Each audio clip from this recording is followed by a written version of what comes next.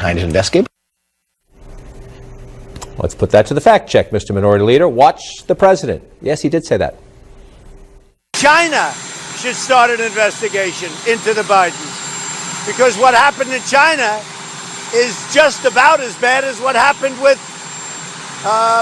Ukraine. Strategy door number 2, politicize it. The Senate Majority Leader Mitch McConnell making this quip today during an event to prevent a new initiative to combat opioid abuse. The opportunity to advance causes like this is the kind of thing that gives my colleagues and I enormous job satisfaction. There are a few distractions, as you may have noticed. But if you sort of keep your head on straight and remember why you were sent there are opportunities to do important things for the country. Behind strategy door number 3, just stay silent and hope the subject changes by the time the House and the Senate return to work after a recess. They return next week. The subject likely won't change. Here with me today to share their reporting and their insights, CNN's Abby Phillip, Alex Thompson with Politico, Rachel Bade with The Washington Post, and Jackie Kucinich with The Daily Beast. Different answers depending on which Republican is in the chair being asked these questions about the president's conduct. The idea that we shouldn't take the president seriously when he's talking about incredibly serious issues. We've heard this before. I just want to put up some of the headlines as we start the conversation. Donald Trump, I was being sarcastic about Obama and ISIS. Donald Trump defends the lewd videotape, the Access Hollywood tapes, just locker room talk. It's just a joke between guys. White House says Trump joking when he said police should be rough with suspects. Trump was joking when he accused Democrats of treason. Trump was joking about loving WikiLeaks. Republicans say Trump just kidding about seizing absolute power and not leaving the White House if he loses the election. Trump only jokes about trying to serve a third term. Trump says he was joking when he called himself the chosen one. This is the Republican defense that the president's a stand-up comedian? It's a defense mechanism, and it has been from the very beginning. I mean, remember in the campaign when the president announced in a press conference he wanted to ban Muslims from entering the United States, a lot of Republicans then thought it was hyperbole or some kind of campaign gimmick, and then he was elected and tried to do just that. So this is a strategy the Republicans have been using to cope with Trump since Trump was a candidate, and now we're seeing it applied to this situation in Ukraine. The issue, though, with China in particular is that CNN has reported that the president did raise the issue of Joe Biden with China's President Xi Jinping in a conversation. Why would that ever have happened? Just on its face, why would the president ever have raised Joe Biden in a conversation with China's president? It is something that I think a lot of Republicans ought to ask, and there are a lot of Democratic candidates and Democratic senators now saying, actually, maybe we should see those calls, because I think it certainly seemed unlikely that the president would raise this Ukraine issue if you had asked people a couple of months ago, and now we know as a matter of fact that he did exactly that. He made a request, do me a favor, investigate Joe Biden. And so one would think, given how outrageous and outside of the norms it is to ask the president of Ukraine to say, I need a favor, bring up Biden while you're withholding security aid, or bring it up in a call with the president of China. Can you look for dirt on the Biden family? That's outrageous whether the president's a Democrat or Republican. You would think that some Republicans might say, you know what, Democrats are way out over their skis. We don't know if this is an impeachable offense, or I don't think this is an impeachable offense, but let's get some answers. Yeah. But you don't see that. I want to read some of your reporting in the Washington Post. Trump is shaking the foundations of the Republic. He's poking his fingers in all the places where we have norms and traditions and things that both parties have respected for years. And he's blown all of those out the window. That's Kerry Kircher, former House counsel for the Republican majority. It's just gotten worse, steadily worse, with each president being more and more resistant to congressional oversight. It didn't start with Trump. He's certainly taking it to the next level. Former Representative Tom Davis, again, a Republican. Now a more moderate Republican, but still you have establishment figures in the Republican Party, especially those who are not currently in power, looking at those in power at the moment and saying he is trampling you. Yeah, and I mean, a lot of these Republicans are worried about the future of the Republican Party. I mean, if Republicans in office today sort of stick with Trump and they're not willing to sort of say this is not acceptable, I mean, they're worried that this is going to alienate independents, people who traditionally vote Republican, who are going to be voting against Trump and could side with Democrats. I think what you're seeing right now is Republicans just throwing spaghetti at the wall. They're trying all different things to try to see what is the best defense. Is it to sort of deny it like McCarthy did, which was easily debunked in a fact check? Is it to divert the attention to Democrats? What is the best strategy here? And I think it was interesting to hear Tucker Carlson over the weekend, very close with the president, very close with the White House, saying this is bad, but not impeachable. Now, are Republicans going to start saying that? If they do, we've seen that Trump is not comfortable with that line, because he went after Mitt Romney just a couple of days ago for saying something very similar. So I don't think they know how to respond. And that seems to be the fourth path, right? Is let's look into this. I don't know if it's impeachable, but there needs to be an investigation. Will Hurd said some sort of version of that last night on 60 Minutes. But even that is few and far between. Right, and the question is, what will they do? And this is you both make very key points here, because Lindsey Graham, for example, who's out there defending the president, says, I don't want to hear from another whistleblower. I don't care. Think about that. Think about that. He would be on the jury in the Senate. That's the jury. If you have impeachment in the House, then it goes to a trial in the Senate. I don't even want to listen to the facts. Think about it. He has a committee. He has a committee. If he thought there was something to be done about Hunter Biden, he could call a hearing. I would urge him to do so and then open it up to, say, the Transportation Department and the EPA and the Interior Department. They don't want to have this conversation in a hearing setting. They have the power and the authority to do it. They just want to talk about it. But to your point, it's the president's hold on the Republican Party, in the sense that if they get in his face, especially with the primary challenges, primary deadline still open, he will chop them. And number two, if the president comes down, they might lose the Senate. They might lose the Senate. This is about power. And what makes impeachment maybe potentially different than what's happened in the past, as you noted, there's a lot of muscle memory built up among Republicans of just like hunkering down, just waiting it out. But unlike the other ones where a new news cycle comes along, impeachment is going to drag out for months. So Republicans are going to have to be asked this every single day for months to come. And it's unclear if this old strategy is still going to work in this new impeachment context. It's a great point, because this is going to go on into the election year as we go through this, or at least up close to the election year, and whatever the fallout is will carry over into the election year. Here's another example of Republicans. Ron Johnson is the Senate chairman of the Homeland Security Committee, a very important committee when it comes to, say, election meddling. He is someone who was quoted in the Wall Street Journal last week as saying he called the president because he was very upset, because he was told by the man who will testify this week, the president's ambassador to the European Union, that there was a quid pro quo, that the president was withholding security assistance to Ukraine until the Ukrainians convinced him they were going to do these investigations. Now, Senator Johnson says the president assured him that was not the case. But ask him about it on a television show after he's quoted publicly in a way that makes the president mad, and this is what you get. I just want the truth. The American people want the truth. So do you not trust the FBI? You don't trust the CIA? No, I'm just very confused here. Absolutely you don't trust not. either After of those Peter Strzok and agencies. Lisa Page? Okay. After James Comey, you believe the FBI and the CIA, John these Brennan? No, I don't agencies? trust any of these guys in the Obama administration. I don't trust any of them. You don't trust them now? You trust them now? No, I didn't trust them back then. He's got a committee. Again, he has a committee. If they can't be trusted, if there's really a deep state, and you can prove it, use your gavel and prove it. Otherwise, that's reckless. It's really amazing. Yeah, I mean, this is the party of law and order that is now saying you cannot trust the FBI, you cannot trust the CIA. Ron Johnson is particularly interesting because everybody thought he was going to lose his re-election in 2016, and it was actually the president who really pulled him through and got him over the finish line. He was left for dead by the party. The party even had left and pulled out of Wisconsin. So he was never in any danger of turning on the president. But it sounds like in this interview with the Wall Street Journal, he admitted somebody came to him and said there was a quid pro quo, and it made him cringe. People clearly got to him and were like, this is bad, you got to walk it back, and he's trying to divert attention. And because it could be the key to what happens today. Sondland, the person who told him that, is going to be testifying. He's going to have to answer for why he told Ron Johnson that in a private conversation. I mean, I think this is a linchpin moment for Democrats who are trying to pry open the question of whether or not even people in the administration believed there was an explicit quid pro quo. Right, and so we're going to come to the evidence, that part, in just a moment. But again, as you try to get there, as you try to go through this, and again, if you're a Republican, you can say the Democrats are out there too far. You believe already saying impeach the president. But it's hard not to say, could we try to answer some of the questions here? But here's Mitch McConnell, the Senate Majority Leader, essentially the foreman of the jury, the guy who would run the show. If the House votes to impeach and it went over to the Senate, the man who would be in charge of deciding how it goes. So he should keep an open mind, right? He should see where the evidence goes, right? And then make a decision? Nah. Nancy Pelosi's in the clutches of a left-wing mob. They finally convinced her to impeach the president. All of you know your Constitution. The way that impeachment stops is when the Senate majority, with me as majority leader. But I need your help. Please contribute before the deadline.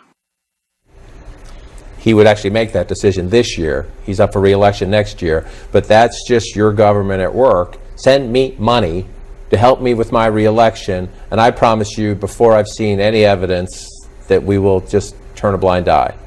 Great. Nakedly political is what it is, and yeah, I mean that's what this is. That said, he probably should advise the president to stop dragging his potential jurors who are Republicans on Twitter before, if in fact there is going to be a trial. And then if the polls are changing in the next few weeks, we'll have to see, because they seem to be moving in the direction of Democrats with independent voters, right? And so how long people like McConnell can actually make this as a campaign pitch, re-elect us and we'll protect the president, is yet to be seen. And remember, it's not just McConnell either. Trump's re-election campaign has already raised millions and millions of dollars just off this impeachment threat, and we're not even close to a House vote yet. Well, that's a great point, and it may work for McConnell in red Kentucky, Susan Collins in Maine, Cory Gardner in Colorado. There are a few others out there who it's a much more interesting climate for them. We'll track it. A federal judge today delivering a big blow to the president's fight to keep his tax returns secret. Judge Victor Marrero throwing out President Trump's lawsuit. That suit was designed to stop New York prosecutors from obtaining 8 years of the president's tax returns. The judge rejecting the president's claim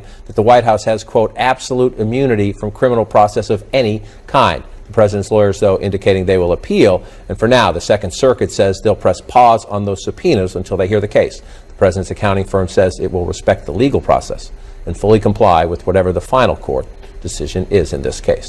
The president himself, you see it there, saying the subpoenas are another extension, what he calls the Democratic witch hunt. Up next for us, a late-night foreign policy curveball has shifted overnight that some worry opens the door now to a genocide. The United States now says the Kurds are on their own. The Kurds say today they've been stabbed in the back. This after the president ordered the pullout of U.S. forces from northern Syria. That order coming late last night. The president this morning explaining himself on Twitter. He says the decision delivers on his America First promise to get out of what he calls, quote, ridiculous, endless wars. But the decision goes against the advice of the president's military advisors, who worry a Turkish slaughter of the Kurds might happen and would be a big gift to ISIS. Some of those warnings being echoed today by Republicans on Capitol Hill. Was this a policy you can support? Oh, absolutely not. If I didn't see Donald Trump's name on the tweet, I thought it would be Obama's rationale for getting out of Iraq. This impulsive decision by the president has undone all the gains we've made, thrown the region into further chaos. Iran is licking their chops. And if I'm an ISIS fighter, I've got a second lease on life. I think a lot of military people are sad today that we've given back the battlefield to the enemy. CNN's Ben Wedeman is live for us in Beirut. Ben, take us through the implications of this. Well, the implications are huge. For one thing, yet again, the Kurds are being betrayed by those who helped them. But really, there is an air of shock, certainly when you speak to anybody who lives in that part of Syria. We had one of our producers contact one of the fixers we've worked with before who lives near the Turkish border. And we called him to see if he would be able to work with us. And he said, listen, I need to leave with my family as soon as possible. I cannot work with anybody at the moment. So there is a real sense of impending doom in some parts of northeastern Syria since this announcement came out. Not everyone, however, is reacting with doom. The Syrians, for instance, are saying that this is another instance of the United States and Turkey plotting against Syrian sovereignty. And we saw a statement from Javad Zarif, the Iranian foreign minister, saying that Iran is ready to help. John? Ben Wedeman for us in Beirut, ready to help. Appreciate the reporting from the region. Our military and diplomatic analyst, Rear Admiral John Kirby, joins the conversation.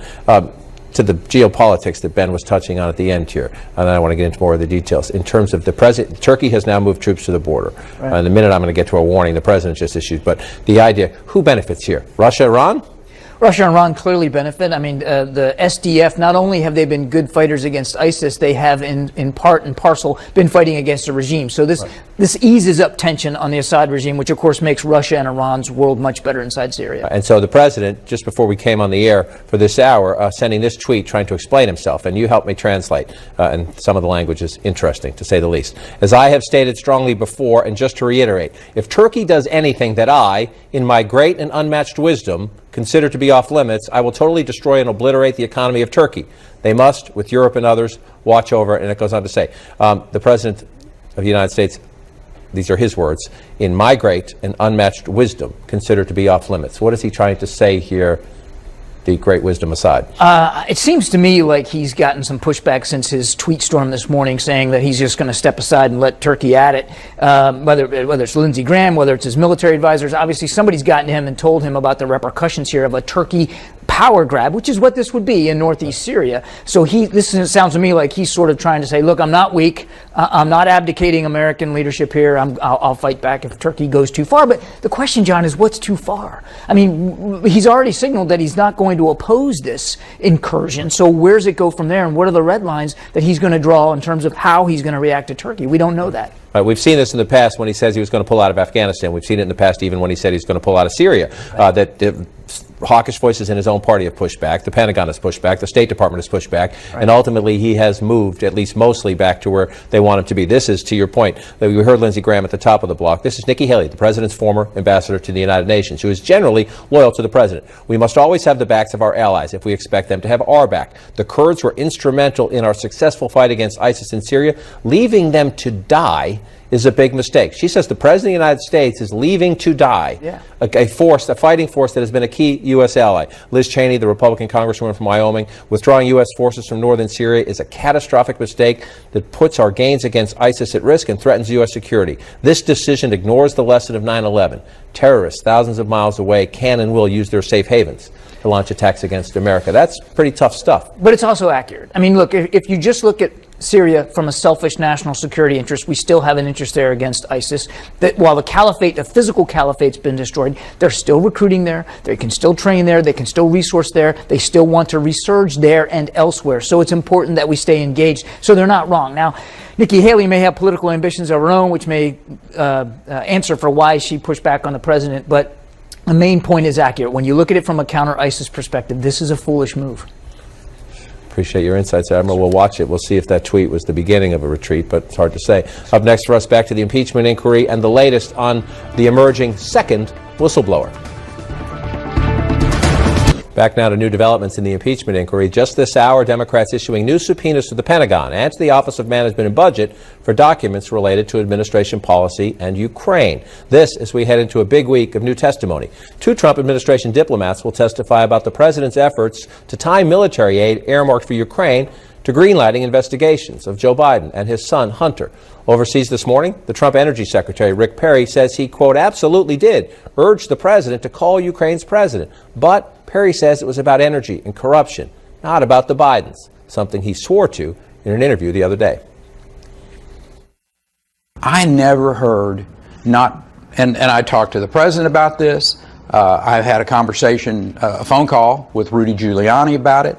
I've talked to the previous ambassador. I've talked to the current ambassador. I've talked to Kurt Volker. Gordon Sondland, the EU ambassador. Every name that you've seen out in the media, and not once, as God is my witness, not once was a Biden name, not the former vice president, not his son, ever mentioned.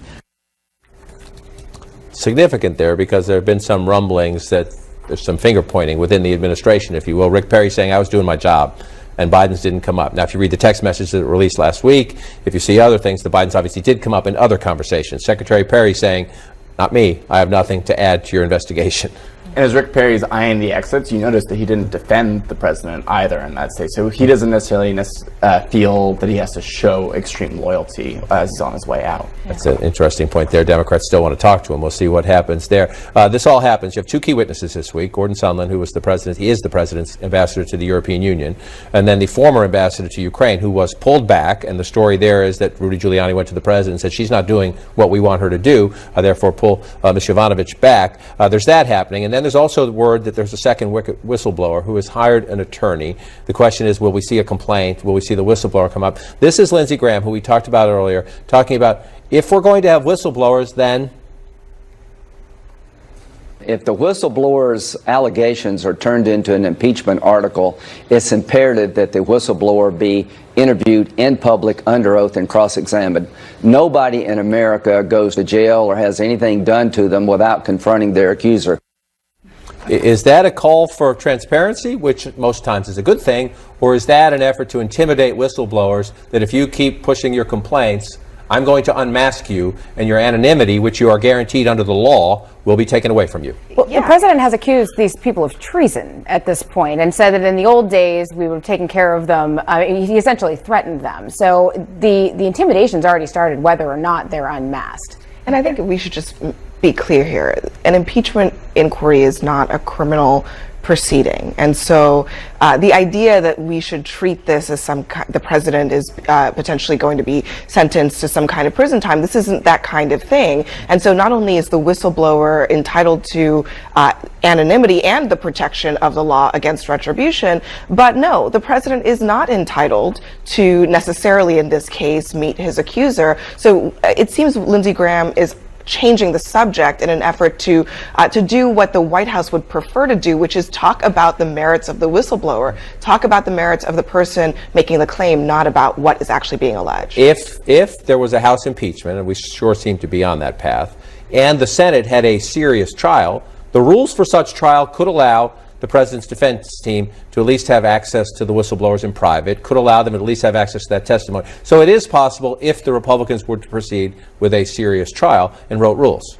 That's a big if. But Graham wants it to be public. He wants it to be a right. public flogging, which I think is a very different type of inquiry. So it's interesting. You mentioned this a bit earlier, as we see these emerging Republican defenses, if that's what we want to call them, or ways to distract attention from the president's call. Here's one from the White House press secretary. Doesn't matter how many people decide to call themselves whistleblowers about the same telephone call, a call the president already made public. It doesn't change the fact that he has done nothing wrong. That's Stephanie Grisham. This isn't about just the call. It's about what Rudy Giuliani and what other officials were doing in the weeks before the call and in the weeks after the call. But the White House is trying to tell you, well, we released the call. The president says it's perfect. You can read it at home yourself and see if you find it to be perfect. But that in itself is sort of a distraction strategy. Well, right, because they're just not waking up and calling themselves a whistleblower one day either. They're going through a process that is set out in the intelligence community to get to this point. And you had all many different levers inside the Intelligence Committee, particularly with the first complaint,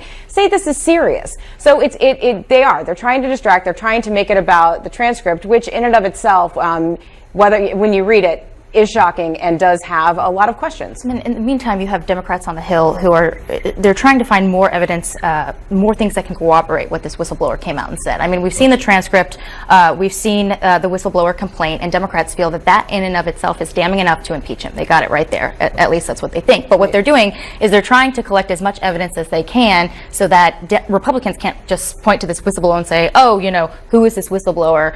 He or she is alleging something that is not fair. There was some sort of political bias or something like that. So what they're doing is they're going to all these different sources and collecting information. And last week, for instance, we saw Kurt Volker came in and actually gave text messages, proof there, showing that there were State Department officials who were in touch with people in Ukraine saying, in order for the president to meet with your new president, we've got to have a public commitment that you're going to investigate Joe Biden. And that's why Sondland is so important in the witness chair, because when he finally responded after 4.5 hours to one of those texts where Bill Taylor was saying, I'm worried about this. Why are we doing this? It's crazy to withhold aid to help a political campaign. The response came after 4.5 hours. The Democrats want to know, who'd you call in that interim? And did it include the White House? That's one question. I want to just get to this. Tucker Carlson, who on Fox News has been very loyal to this president, and he's been the president, and he talked from time to time, writing this in an op-ed over the weekend, with another friend of his. Donald Trump should not have been on the phone with a foreign head of state encouraging another country to investigate his political opponent, Joe Biden. Some Republicans are trying, but there's no way to spin this as a good idea. Like a lot of things Trump does, it was pretty over the top. Well, the real question is this him being critical of the president, or is he trying to point the direction forward on how to message this thing in order to avoid impeachment? And I think there's division of whether or not he's criticizing in order to save him. Yeah, the president himself has shown that he is not taking well to this sort of criticism. I mean, he hasn't gone after Tucker Carlson yet, but he's gone after Mitt Romney. And Mitt Romney made that same sort of strategy there, saying this is not okay, but he didn't say he backed impeachment, and yet the president is attacking him. It does seem like this is a roadmap for Republicans if they need to get to this point to figure out how do they navigate the waters between saying, well, we don't like this kind of behavior. This is not what we want presidents to do in general, because there's an implication about this, that what happens if a Democratic president did this? Right. There are some Republicans like Tucker Carlson who are concerned about setting that kind of precedent. This gives them a roadmap to say that, but then to take the Mitch McConnell doctrine and say, well, we are so close to an election, we shouldn't even bother with impeachment because the voters will decide in a year, in next November. I don't know if that argument is really going to fly. If a lot of independents come to the side of the Democrats and are persuaded that this conduct is really unacceptable and warrants some kind of consequence that's set out in the Constitution, impeachment. We're still in the early chapters here. We shall see where the book ends. Up next, Elizabeth Warren, not the only 2020 candidate that's got a plan. Kamala Harris. She's proposing up to 6 months of paid family medical leave. It would be available to full and part-time employees, self-employed workers, and independent contractors, giving them time to care for themselves, a sick family member, or a new child. People making up to $75,000 per year would get 100% of their wages while on leave. That amount would phase down for people with higher incomes. Senator Bernie Sanders vowing to ban all corporate donations to next summer's Democratic convention if he's the party's nominee. Sanders also wants to make federal elections publicly funded and to end super PACs, all part of a campaign finance reform package he just rolled out. The senator at home in Vermont as he recovers from a heart attack suffered last week on the campaign trail. And Mayor Pete Buttigieg unveiling his plan today to cut prescription drug costs. His Affordable Medicine for All proposal caps out-of-pocket spending for those who choose a public option under the mayor's Medicare for All Who Want It plan. Today's proposal would cost between $100 and $200 billion. Mayor Buttigieg says that would be paid for by increasing fees on drug makers and penalizing pharmaceutical companies that raise prices beyond the inflation rate. Up next for us, testing time for Joe Biden. Joe Biden trying to navigate two storms at the same time. To his left, a vigorous 2020 primary challenge, most notably from Massachusetts Senator Elizabeth Warren. And from his right, scathing attacks from President Trump. Most of them are false, but all of them are fierce. And Biden finds himself in a fight with the Republican incumbent, even as he enters a critical stretch in the Democratic primary race. The former vice president turned more aggressive strategy against the Trump attacks in recent days, but even his closest advisors acknowledge the uncertain terrain. This from a Biden confidant in reporting by CNN's Jeff Zeleny and Arlette Saenz. Quote, "I'm not going to sit here and say there is no concern. As this drags on, we just don't know. No one knows." Jeff Zeleny joins our conversation. And that is an interesting moment where there's a debate coming up next week. Then you're in this stretch where we're 18 weeks away from Iowa, 17 weeks away from Iowa. He's got to worry about his primary race, and he has the President of the United States in his face every day. No question. And all that was planned. I mean, they knew at one point that either Bernie Sanders or Elizabeth Warren was going to, if not eclipse him, certainly match him. But this was not planned. The attacks from the president were not planned specifically on Hunter Biden. And that's the question here. The official line from the Biden campaign is, no, this is good for the former vice president. It elevates him, for a head-to-head match, which Joe Biden has long been wanting. So it looked like that initially, but now it is uncertain because there are no questions. David Ignatius in the Washington Post saying, and he's largely friendly to Joe Biden, but saying, what was he thinking having Hunter Biden on this board and him taking the portfolio of the Ukraine Secretary? So there is, after this calms down a little bit, there will be questions, should there be children on board members, et cetera. Almost every Democratic candidate has said no. So this is an uncertain future here for him. But the Warren stuff is real political problems. That's why they're hearing a raft of advice here, and he's trying to make his way through it all. From the piece on the Warren front. On the policy front, advisors to Biden say they will gradually sharpen differences, particularly on Warren's support for the single-payer Medicare for All proposal. But they have no plans to use a scorched earth campaign against the Massachusetts senator, largely because they believe it would backfire. And they hope other Democratic rivals will assume that role. Sometimes they do, sometimes they don't. Well, I do think they probably will. There's already a sense of anxiety among the other candidates in the race about Warren, because in addition to kind of taking some of the front-runner status from Biden, she's also sucking up some of the oxygen from candidates like Bernie Sanders and Pete Buttigieg and even Kamala Harris. So I think you are going to see more, especially as we approach this next debate, more candidates trying to find ways to undermine Warren's message. Some of them are going to be coming from the center left, and others are going to be coming from the far left, particularly on the Sanders side, but Warren is in the center of the bullseye right now, and I think there's a lot of potential firepower. Yeah, and from the Democratic establishment, you're hearing concern about Warren and whether she'll be a good general election candidate, because there always is going to be that strain, particularly in this race, about they just want to beat Donald Trump. Right. And there's a question of whether she can attract independents. And in that regard, some new Fox News polling out that if you're Joe Biden, you might not want to bring this up too much, but you might bring it up some and hope others bring it up for you. Wisconsin, a very important state to President Trump's map. Joe Biden, in the current Fox poll, beats the president by 9 points in Wisconsin. Elizabeth Warren beats him, but that's within the margin of error, 45-41. So part of Joe Biden's case, you're going through the primaries. Iowa, New Hampshire, Nevada, all very close. Biden has a lead in South Carolina. You want to get Democratic primary voters to lift their head and think about that. Think about the general election. The question is, can he? Well, and it's an extraordinary moment also for Biden in this two-front war that he's facing, because Trump isn't just tweeting attacks on him and Republicans aren't attacking him on TV. The Trump campaign actually purchased $1 million in ads in the 4 early states. So they're actually going on TV against him, too. Meanwhile, he's having to fend off the left. He had, less than stellar fundraising this last time, and so his war chest isn't as big, I think, as they hoped. And so these next 3 months, while he's getting it from both sides, is really going to be the crucible of his campaign, and whether or not those negatives start driving up little by little. It'd be fascinating to watch. Does the president trying to meddle in the Democratic primary, does it hurt? The ads can... You don't trust him now. You trust him now? No, I didn't trust him back then. He's got a committee. Again, he has a committee. If they can't be trusted, if there's really a deep state, and you can prove it, use your gavel and prove it. Otherwise, that's reckless. It's really amazing. Yeah, I mean, this is the party of law and order that is now saying you cannot trust the FBI, you cannot trust the CIA. Ron Johnson is particularly interesting because everybody thought he was going to lose his re-election in 2016, and it was actually the president who really pulled him through and got him over the finish line. He was left for dead by the party. The party even had left and pulled out of Wisconsin. So he was never in any danger of turning on the president. But it sounds like in this interview with the Wall Street Journal, he admitted somebody came to him and said there was a quid pro quo, and it made him cringe.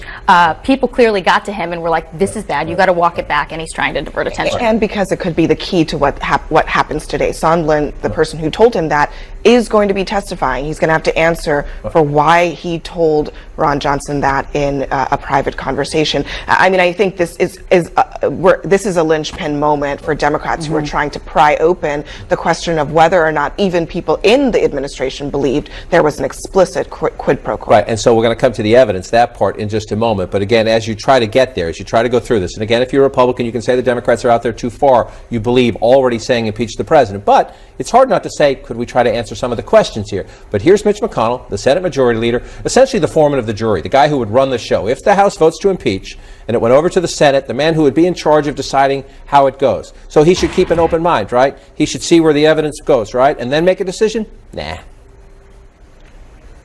Nancy Pelosi's in the clutches of a left-wing mob. They finally convinced her to impeach the president. All of you know your Constitution. The way that impeachment stops is when the Senate majority, with me as majority leader. But I need your help. Please contribute before the deadline. He would actually make that decision this year. He's up for re-election next year. But that's just your government at work. Send me money to help me with my re-election, and I promise you, before I've seen any evidence, that we will just turn a blind eye.